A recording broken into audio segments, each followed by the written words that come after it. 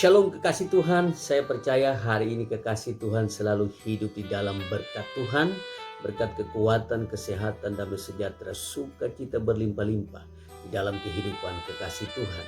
Hari ini kita akan belajar dari satu tema firman Tuhan, yaitu cinta uang. Nah, sebelumnya mari sama-sama kita berdoa. Terima kasih Bapa di sorga, kami mau belajar firman Tuhan. Roh Kudus berikan bagi kami roh hikmat, akal budi, supaya kami dapat mengerti firman Tuhan. Dan firman Tuhan itu menjadi kekuatan dan berkat dalam hidup kami. Dalam nama Tuhan Yesus kami berdoa dan mengucap syukur. Haleluya. Amin. Cinta uang. Kita buka di dalam 1 Timotius 6 ayat yang ke-10. Demikian firman Tuhan. Karena akar segala kejahatan ialah cinta uang. Sebab oleh memburu uanglah beberapa orang telah menyimpang dari iman dan menyiksa dirinya dengan berbagai-bagai duka.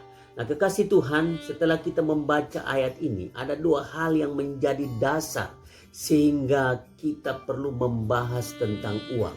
Nah, yang pertama, dasar yang pertama, yaitu cinta uang adalah akar segala kejahatan. Di dalam ayat yang tadi kita baca sangat jelas.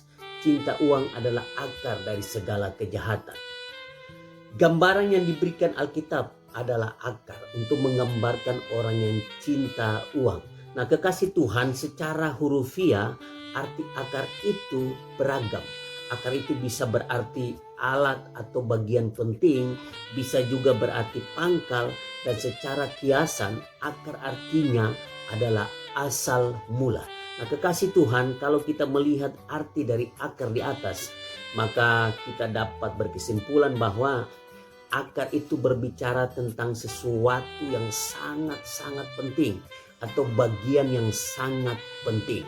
Nah, oleh karena itu kita perlu waspada dan memahami bahayanya orang yang cinta akan uang. Sangat berbahaya orang yang cinta uang. Nah, mari kita melihat keistimewaan akar bagi tumbuh-tumbuhan. Kita sedikit melihat manfaat keistimewaan akar. Nah, akar itu tugasnya mencari dan membawa makanan. Akar menguatkan pohon.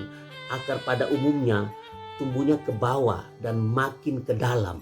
Dan akar pada umumnya tidak terlihat. Dia karena di dalam tanah tidak terlihat. Pergerakannya tidak terlihat.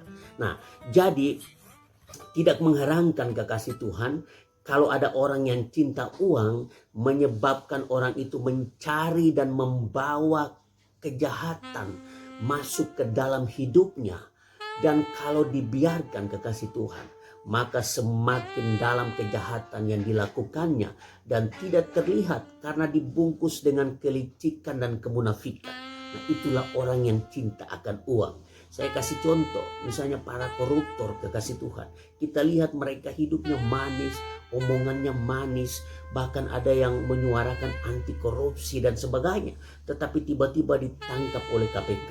Nah, tidak terlihat tetapi tiba-tiba ditangkap. Nah, kejahatan mereka itu tidak terlihat karena dibungkus dengan kelicikan dan kemunafikan. Orang yang cinta uang itu pada umumnya licik dan munafik kekasih Tuhan. Nah, mari kita melihat bersama-sama ciri-ciri orang yang cinta akan uang itu seperti apa. Saya berikan 3 ciri-ciri bagi kita hari ini. Yang pertama, yaitu ciri-ciri orang yang cinta akan uang itu tidak suka berbagi. Nah, walaupun dia lihat orang yang susah, dia cuek, dia tidak peduli. Nah, itu ciri-ciri orang yang cinta akan uang, tidak suka berbagi alias pelit. Lihat orang susah pun dia sudah mati rasa, tidak ada kepedulian. Nah, dia tidak suka berbagi, tidak suka memberi.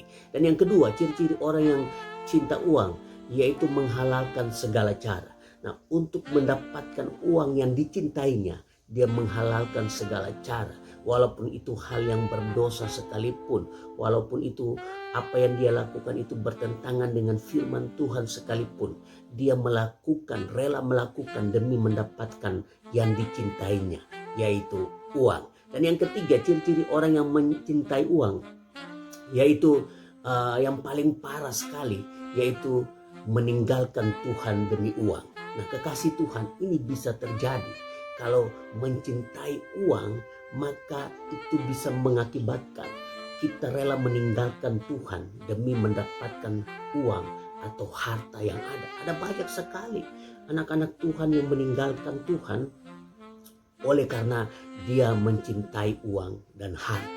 Demi harta, demi uang, dia harus meninggalkan Tuhan untuk mendapatkan semuanya itu. Nah, kekasih Tuhan, itulah ciri-ciri orang yang mencintai uang, tidak suka memberi, menghalalkan segala cara. Dan yang paling parah lagi, yaitu meninggalkan Tuhan demi uang. Nah, kekasih Tuhan, ingat baik-baik. Tuhan tidak menghendaki kita untuk cinta akan uang, tetapi yang dikehendaki Tuhan yaitu cara kita mencari dan pergunakan uang itu harus dengan baik dan benar.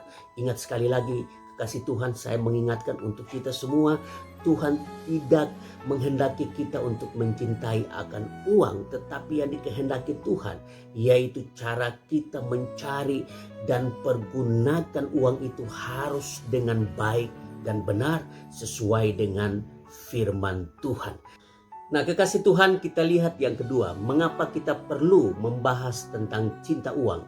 Karena ada yang salah mengartikan tentang cinta uang. Nah, kekasih Tuhan, kalau kita lihat di dalam Alkitab, Alkitab tidak katakan bahwa akar kejahatan adalah uang, tetapi cinta uang. Sekali lagi saya mau mengatakan bahwa akar kejahatan itu bukan uang, tetapi cinta uang. Nah, kekasih Tuhan, uang itu bersifat netral dan tidak berdosa. Bekerja untuk dapat uang dan punya uang yang banyak itu tidak dosa. Kita bekerja dengan semangat, dengan sungguh-sungguh untuk mendapatkan uang, itu tidak dosa. Dan kita punya uang yang banyak pun itu tidak dosa. Nah, uang bisa digunakan untuk kebaikan, tetapi juga bisa digunakan untuk kejahatan. Kita lihat di luar sana, ada banyak sekali orang-orang yang melakukan kebaikan dengan uang yang dia miliki, dengan harta yang dia miliki. Dia berbagi, dia menolong orang.